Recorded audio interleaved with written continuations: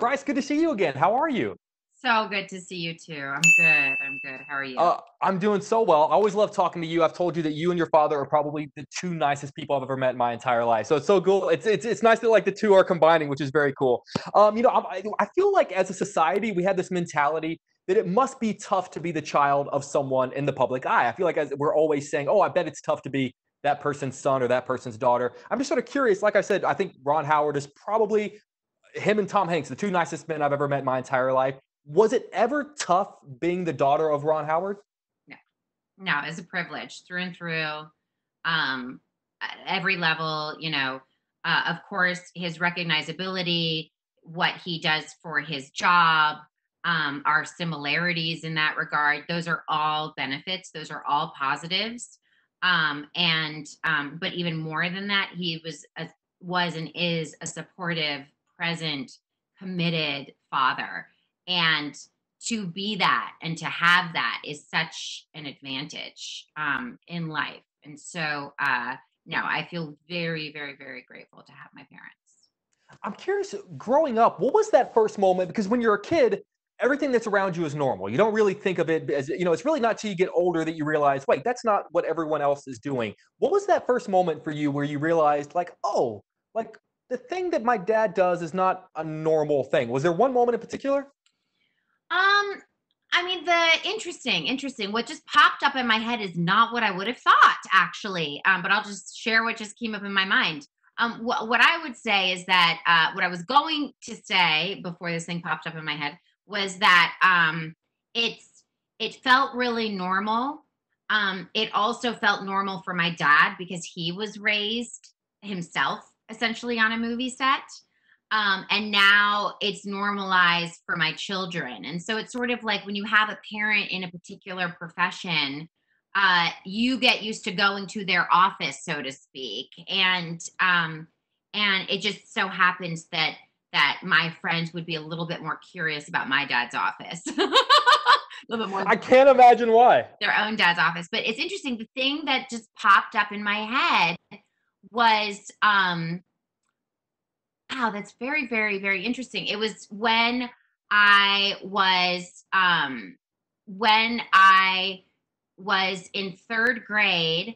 I played the Cheshire Cat in Alice in Wonderland in a play. And I was so excited that I got that part. I was like so excited. And I went to the restroom, and this was right after like it had been like cast and announced and stuff. I'm 8 years old. And then in the restroom, I hear like a group of girls who are like the popular girls. And they were like, "Oh, did you see that Bryce got the Cheshire Cat? It's only because her dad is famous." And that was the first moment that I realized that something was different about my family.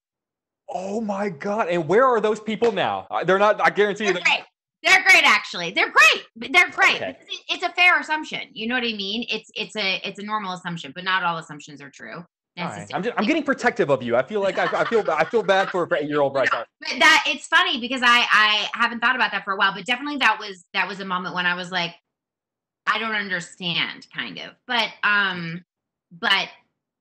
I came to realize that even though there might be those like little moments that might I foster some kind of insecurity within myself. At the end of the day, it's like, would I choose this? Absolutely, again and again and again. And as we wrap up really quick, what was the first Ron Howard movie that made you a fan, not just of like him as your father, but made you a fan of him as an incredible director? Oh gosh. I would say Willow because I was 5 years old when we were shooting Willow, and I felt like I was really a part of it. And up until that point, I had memories of putting on an alien head for Cocoon, putting on the mermaid tail for Splash. And then when we were on the set of Willow, and I was at that point kind of more awake as a human being, I was like, I really like this. And I must have somehow kind of that must have influenced me myself in my work, because the moment that I started having kids, I was suddenly doing like fantasy films and superhero films and just movies where I you know, where it was like speaking to stuff that was really exciting for them. My son, when he went onto the set for Mandalorian for the first time, he'd like that same year been on set for Jurassic, then on the set for Mandalorian. He walked on set, looked around, turned to me and said, "When are you going to do a Marvel movie?" And I was like, dude, like, come on. What? I gave you Star Wars. I gave you T-Rex. What more do you want? I know. But it's true. Like when you're a kid and you get exposed to that kind of stuff, it's so fun. And then the possibilities seem endless. You know, like you're like, if not Jurassic, why not Star Wars? If not Star Wars, why not Marvel? Like, it's just like, okay.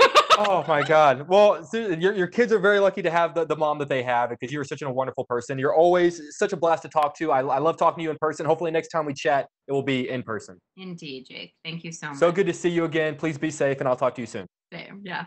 Bye. Bye. Bye, guys.